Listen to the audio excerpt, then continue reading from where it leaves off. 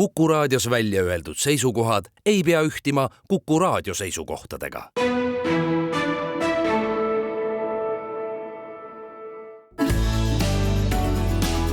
Keskpäevatund.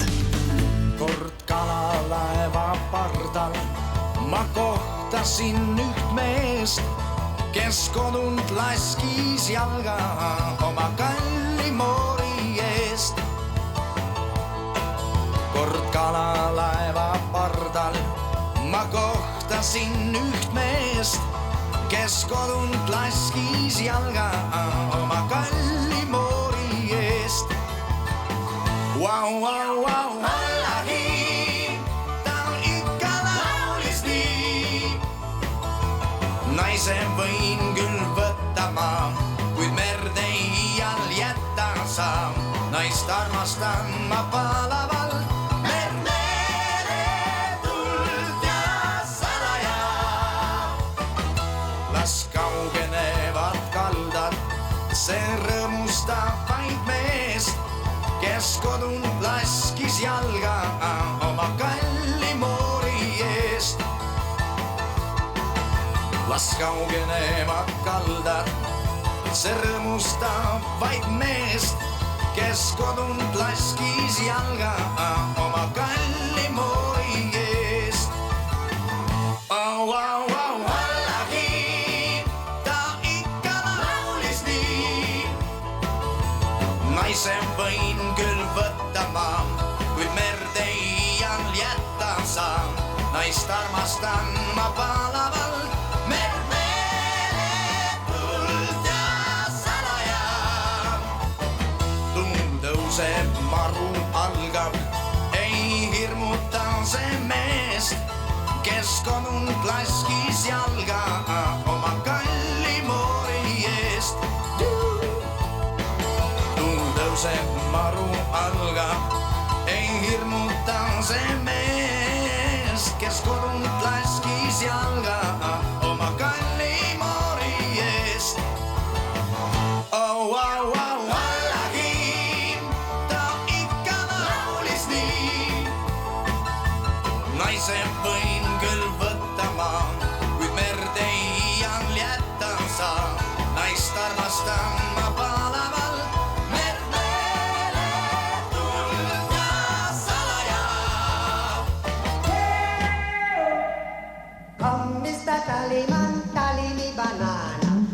uudiseid koduvabariigist. Tere, siin Kuku Raadio ja Keskpäevatund. Tallinna stuudios, otsestuudios täpsustame, on Ainar Ruussaar, Marek Strandberg ja Priit Hõbemägi. Kuulasime Tarmo Pihlapit ja laulu nimi Meremehe armastus ja see laul on siis pühendatud kõigile neile tublidele Eesti mereväelastele, kes pidasid kinni Vene varilaevastiku laeva ja transportisid selle Aegna lähedale. Laev siis, millel ei olnud lipuriiki, mille pardal olid Myanmari kodanikud ja hiinlastest kapten. See laev nimega Kivala sisenes Eesti territoriaalvetesse ja on juba varem Euroopa Liidu, Suurbritannia, Kanada ja Šveitsi poolt sellise illegaalse tegevuse tõttu sanktsioonide alla arvatud ja pidi minema siis nafta järele ja see peeti kinni ja viidi siis Aegna lähedale ja kinnipidamise eesmärk on kontrollida laeva dokumente ja õiguslikku staatust, ütles mereväe ülem kommodor Ivo Värk ja minu meelest see on üks väga õige ja hea tegu, sellepärast et kui me siin kuu või paar tagasi sellise kerge imetlusega vaatasime seda, kuidas kolleegid Soomest või olid siis mitte kolleegid ajakirjanduse mõttes ja mitte kolleegid siis mereväe mõttes, aga kui soomlased pidasid kinni ühe laeva, keda kahtlustati siis kaablite purustamises, siis me vaatasin, väga äge, tubli tegu, võib-olla keegi ütles siin või arvas Eestis, et siin küll keegi midagi taolist ei julge teha, pole sellist helikopteritki, millega maanduda kuskile tankeri tekile, aga näed, isegi ilma helikopterita on see siiski võimalik. Nojah, asi oli sedavõrra lihtsam muidugi, et laeval tõepoolest ei olnud lipuriiki, ehk siis tegelikult tal puudus nagu ametlik omanik ja see laev oli ka Euroopa Liidu sanktsioonide all, mis teeb asja natuke murelikumaks või õigemini, mis peaks innustama meie julgeolekuorganeid, on see, et selliseid laevu Soome lahel sagib edasi-tagasi. Võtkem nad koos soomlastega siis kõik kinni. Neid on tõesti palju, aga jah, Eesti ametivõimude tegutsemine selles osas oli üsna tähelepanuväärne ja ega meil ei ole muud loota, kui et samasugused tegutsemised peaksid jätkuma, sellepärast et lisaks sellele, et tegemist on lihtsalt sellise majandusliku väljapääsutee otsimisega, on ikkagi ka teine küsimus, et mida rohkem sellist kola siin Läänemerel ja veel kütust täis kola Läänemerel liigub, seda suuremaks muutub oht, et mingil hetkel taas võib juhtuda mingi naftaõnnetus, nii nagu see üsna tagasihoidlikus mastaabis küll, aga suurte kahjudega toimus 2006. aastal Vihterpalu kandis. Nii et ega järelevalve selle üle, mis merealadel toimub, on ju väga oluline ja ma arvan, et ega seda varilaevastikku kasutatakse täpselt nii kaua ja täpselt sellises ulatuses, kui palju selle vastu üles astutakse, jällegi, ega me ju ei tea, millised suhted Venemaa ja Ameerika vahel on, aga siiski on Läänemeri meie sisemeri ja selles mõttes ei ole Ameerika otsus siin kõige olulisem, vaid nüüd ongi valiku koht, kus on põhjust ennast tunda ja käituda nii, nagu eurooplased käituvad. Ja oluline on ka see, et Vene nafta ei liiguks nii lihtsalt mööda Soome lahte ja Läänemerd, nagu ta praegu liigub. Just. Laevadega, millel ei ole isegi omaliku lippu. Ja ega nende laevade puhul ongi ju põhiline probleem see, et nende tekitatava naftareostuse risk on väga kõrge, kuna tegemist ei ole topeltkorpusega laevadega ja ükskõik milline kahju, kui seda ka esile kutsutaks, loomulikult venelasi kahjustatakse kõige vähem, sellepärast et neil on Peterburi linn, kust Neeva voolab Läänemerre ja tõenäoliselt see naftakahjustus nendeni ei jõuaks, küll aga hoovus, mis käib ringi siis vastupäeva Eesti rannikult itta ja Soome rannikult läände, võiks kahjustada nii meie põhjanaabrite kui paljude teiste ökosüsteeme väga tõsiselt ja jällegi haarata meid mingisugusesse päästeoperatsiooni, mis taas meie ressursse kulutaks, tähelepanu kulutaks ja ma arvan, et me peame olema igas sellises aspektis väga ettevaatlikud ja põhimõtteliselt rajalt maha võtma kõik selle kütust vedava suutva kola, mida siin ühel või teisel põhjusel teha saab, et ei oleks tahtmist siit kaudu naftat vedada. Ja, et rajalt maha võtma küll, aga küsimus on selles, et mis sa siis nendega edasi teed, et kui vaadata tagasi nüüd 2, 3, 4 kuud, siis me ju mäletame väga hästi seda, et laevade teema siis Läänemerel oli äärmiselt tuline ja sellest kogu aeg räägiti, et meenutame kõiki neid kaablikatkumisi ja siis soomlaste poolt arestitud laeva ja selle viimist siis nagu omaette sadamasse ja nendele laeva töötajatele või inimestele siis laevalt lahkumise keelu panemist, siis me mäletame teist suurt laeva, mida kahtlustati ka kaablikatkumises, mis kuskil Taani väinades kinni peeti, mille juures valvasid Taani ja Saksa sõjalaevad ja see kõik on kuidagi ära kadunud, siis olid siin mingisugust, kas Saksa siis lubati, et NATO saadab siia mingi spetsiaalse sellise nagu merekaitsemissiooni ja siis vist üks mingisugune suur laev siia ka jõudis, rohkem küll mitte, aga tegelikult oleme nüüd täiesti ausad, see teema on tõesti ära kadunud. Et see oli hetkeks oli nagu selline väga oluline teema, et nüüd tuleb Läänemerd väga tõsiselt tegeleda Läänemerega ja kogu seda varilaevastikku siin pidada kinni ja kiusata ja teha mida iganes ühiste jõududega ja praeguseks hetkeks vähemasti nii palju, kui siis mitte ainult Eesti, vaid ka Soome meediast, võib ka Skandinaavia meediast lugeda, see ei ole enam üldse mingisugune teema. Et selles mõttes nüüd korraga peetis laev kinni, et väga tore. Tookord oli jah see seotud selle kaablikatkumisega, eks ole, et see oli ühekordne juhus ja neid kaableid on lõhutud või katki läinud ka mujal kui juhus Soome või lahes. Mitte juhus. Asi on ju ka selles, et omal ajal olid meil olemas niisugused asjad nagu tulelaevad või laevad, mis siis olidki kuhugi ankurdatud ja nende eesmärk oli siis pakkuda majakateenust, et laevad navigeerida. Millal see oli? Ennem teist maailmasõda ja teise maailmasõja aegu. See oli see aeg, kui Tallinna ja Helsingi vahel oli allveelaevade tõkestamise merealune selline terasvõrk. igasugu asju on olnud, mis tähendab tegelikult seda, et loomulikult, eks ole, laeva pidev patrullimine oma meeskonnaga on tohutult kallis ja ma kujutan ette, et ega siingi on ju võimalik ikkagi mingisuguseid kas valveplatvorme välja mõelda või mingit innovatsiooni pakkuda selles osas ja see ei ole üldse midagi utoopilist, et oluliselt odavamalt oleks siis olemas merealadel nii-öelda valve tugipostid, mida saaks kasutada ja kui me kogu aeg küsima, et milles siis Eesti innovatsioon olla võiks, siis kuna meie probleem on tänasel hetkel ikkagi merealade turvalisus, siis üks asi on vaadelda neid radaritega, aga teine asi on ikkagi varustada end, küll mitte kunstsaartega, aga mingisuguste kunstplatvormidega, mille pealt saaks seda asja jälgida ja ma usun, et see oleks kaitse ja julgeoleku mõttes päris oluline. Soome laht on ideaalne kaitse või katseplatvorm selle jaoks, 80 kilomeetrit laiemas kohas, 2 riigi vahel, seal on 6 meremiili neutraalset vett, see on tegelikult ideaalne koht, kus saaks katsetada uusi tehnoloogiaid, mida omakorda maha müüa. Et kui te kujutate ette, et mingisugune sõjalaev peaks nagu loksuma kusagil seal Soome lahes ütleme, meie rannikust ikkagi mitmekümne kilomeetri kaugusel seal püsima ja tervet meeskonda üleval pidama, see on utoopia. Loomulikult selle valvamine on kallis, aga kindlasti on olemas lahendusi ja võimalik neid luua, mis pakuksid hoopis paremat tulemust. Aga räägime nüüd ühest sellisest teemast, mis on Eestis väga palju vastukaja tekitanud ja see on siis kirikute ja koguduste seadus.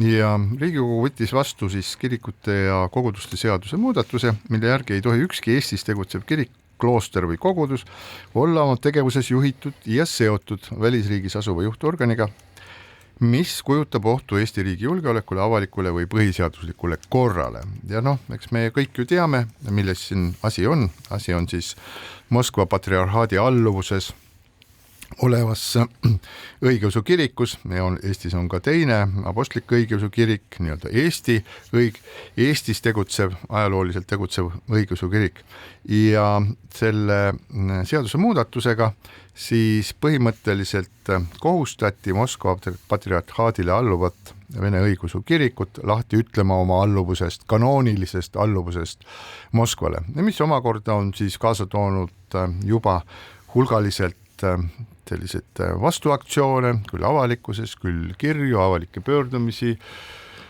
Kuremäe kloostri nunnade delegatsiooni liikumise Tallinnas, palvekirja viimine presidendile, kes ei ole seda seadust veel välja kuulutanud ja muid igasugused sellist asju.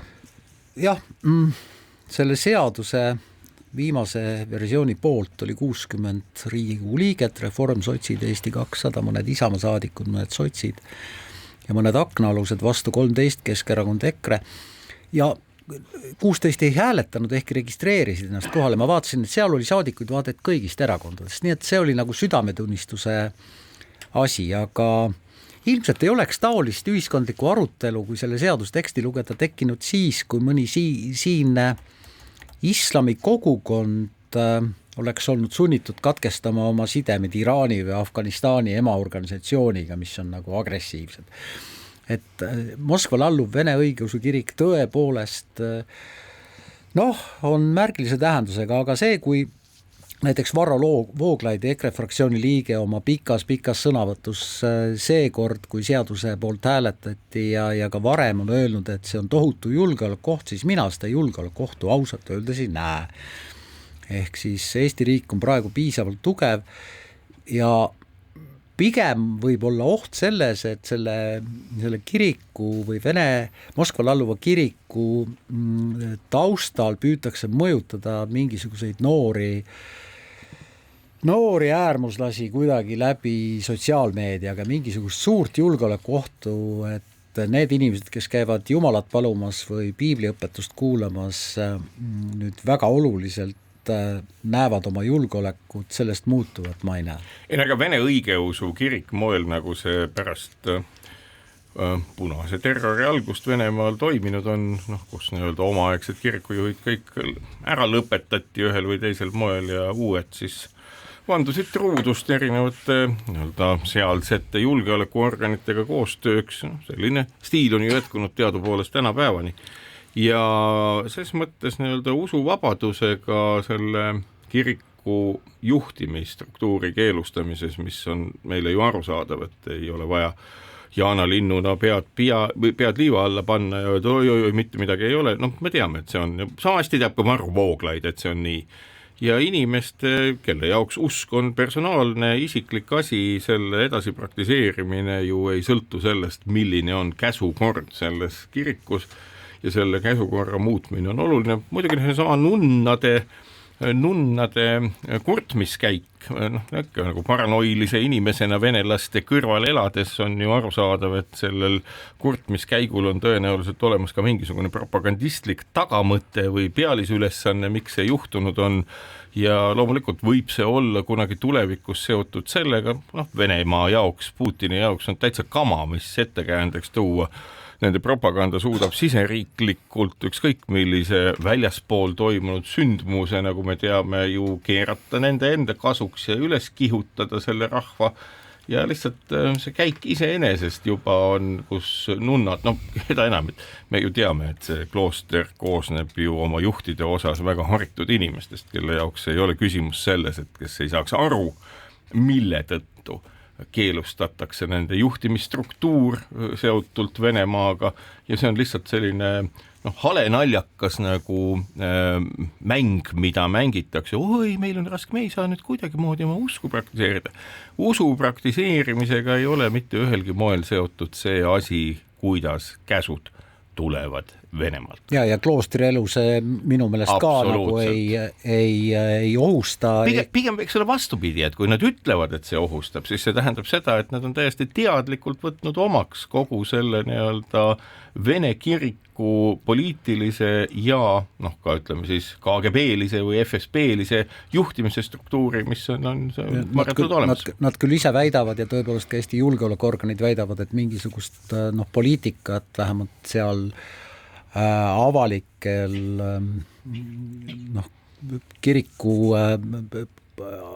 kirikus avalikult ei aeta. Ei loomulikult. Ja presidendil on nüüd tõesti aega 10 päeva seadus välja kuulutada või see parlamendile tagasi saata. Ütleme niimoodi, et see avalik asi ongi juba see, et kui väga haritud nunnakloostri juhid lähevad kurtma, et nende nii-öelda seaduspärast ja Eesti põhiseaduse pärast usuvabadust ühelgi moel see kõnealune seadus mõjutaks, see on juba see avalik toiming, millega mängitakse mõnedki kaardid Putini kätte. Ehk et see lihtsalt on nii ja ma ei näe teist teed. Mitte mõnedki kaardid, vaid ikka päris mitmed kaardid, mis ilmselt leiavad teatud määral kajastust ka maailma ajakirjanduses, selle sama Eesti Kristliku Õigeusu kiriku ja Pühtitsa kloostri kaitsjad advokaadid Steven Hristo Evestus ja Artur Kniazev on ju tegelikult pöördunud juba Euroopa Inimõiguste kohtusse selle asjaga. Nüüd nad teatasid, et pöörduvad Ameerika Ühendriikides tegutseb rahvusvahelise usuvabaduse komisjon. Ma ei ole sellest väga palju kuulnud, aga pöördusid ka sinna ja nii edasi. Ja viide on ikkagi ühele, et põhiseadus Eestis ütleb, et meil on vaba usuvabadus ja see nüüd piirab seda usuvabadust. Seda piiramist ei näe. Nende sellest kloostri nunnadest, ma arvan, et nunnadest ei maksa, nunnad on nunnad ja las nad olla omaette, kui me seal kellestki võime rääkida nii-öelda, ma ei tea, ideoloogilises plaanis, siis see on ikka igumeenia ehk kloostri juht. Ja, aga ta teeb pöördumisi nunnade nimel. Aga ütleme niimoodi, et ma tahtsin just siin viidata sellele, et ei maksa siis igumeeniat kahtlustada selles, et ta on totuke või kuskilt kuu pealt kukkunud. Ei, ta on väga tark inimene. Ülimalt. Ja, et ta õppis Kuibüssi riikliku ülikooli bioloogia teaduskonnas, mille lõpetas spetsialiseerimisega embrüoloogia ja geneetika erialale ja siis on töötanud ka mitmesugustes sellistes nagu teaduslikes instituutides, nii et igumeenia kindlasti väga teraselt saab väga selgelt aru, mis üleüldse toimub ja nunnad on nunnad, las nad nunnad olla. Aga kui me vaatame seda pilti, siis üldiselt siis seal on nagu võib-olla 2 sellist minu jaoks huvitavat joont. Üks on see, on siis selle ma ütlen jah, minu silmis täiesti õige ja õiglase siis seaduse muudatuse, et katkestada sidemed siis